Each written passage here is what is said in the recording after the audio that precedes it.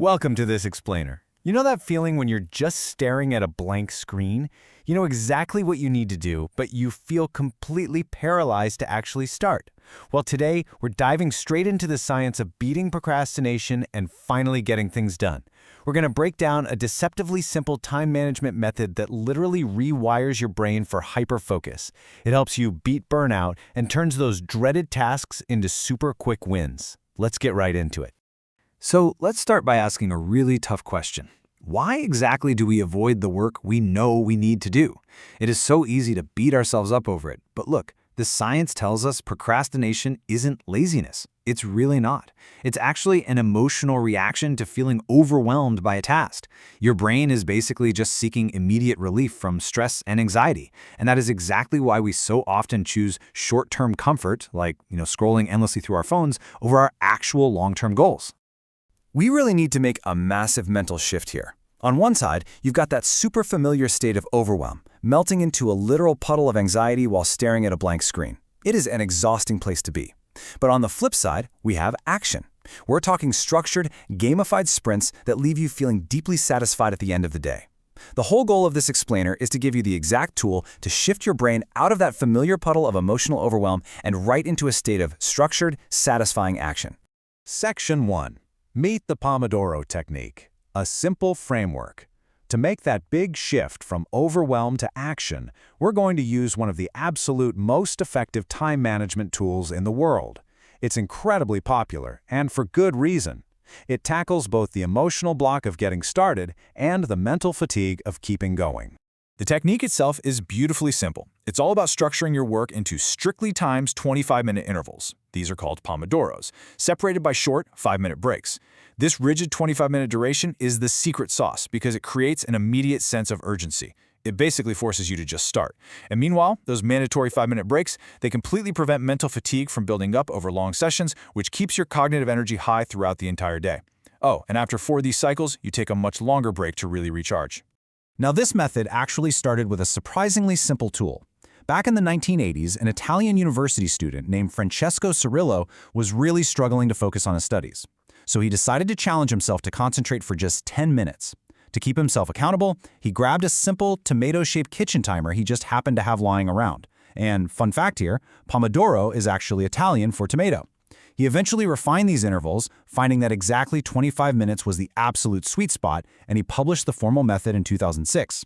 It's honestly amazing how a literal tomato-shaped kitchen timer from the 80s evolved into this massive global productivity phenomenon. Moving into Section 2, the neuroscience of focus, tricking your brain.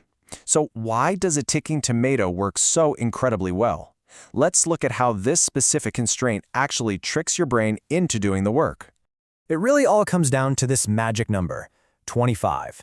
By capping your work at exactly 25 minutes, you leverage what researchers call temporal motivation theory to combat Parkinson's law. Now, Parkinson's law states that work will naturally expand to fill the time you make available for it. Think about it. If you give yourself an entire week to write a report, it's going to take all week. But by creating a 25-minute micro-deadline, you artificially compress your time window. This suddenly spikes your motivation, forcing your brain to focus on the immediate task instead of wandering off and getting distracted. This sequence also perfectly mirrors Charles Duhigg's famous habit loop. When you use this technique, simply starting the timer acts as your cue. Then the 25 minutes of deep, focused work becomes your routine.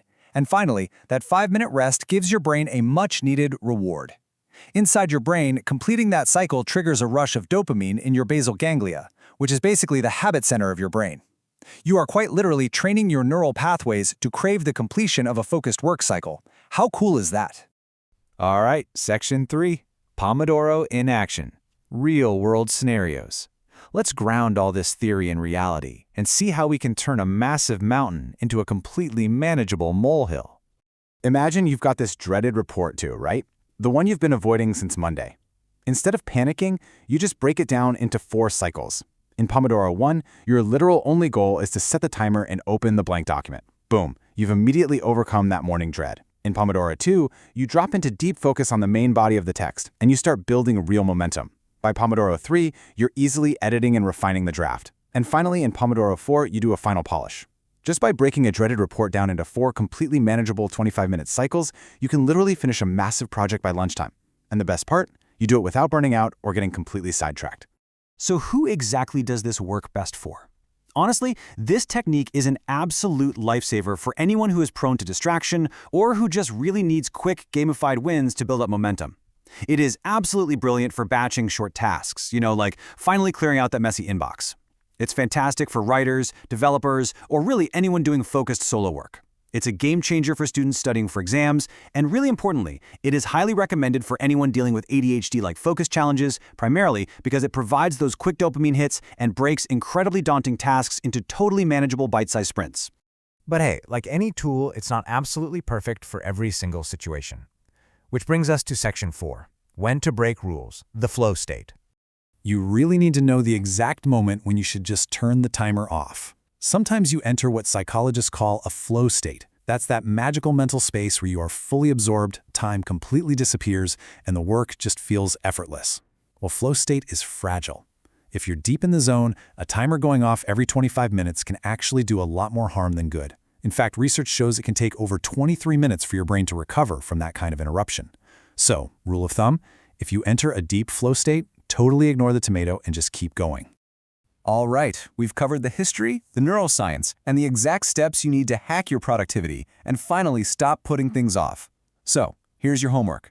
Grab a timer, forgive yourself for procrastinating in the past, because let's be honest, we all do it, and ask yourself this one final question. What dreaded task will you conquer with your very first 25 minutes?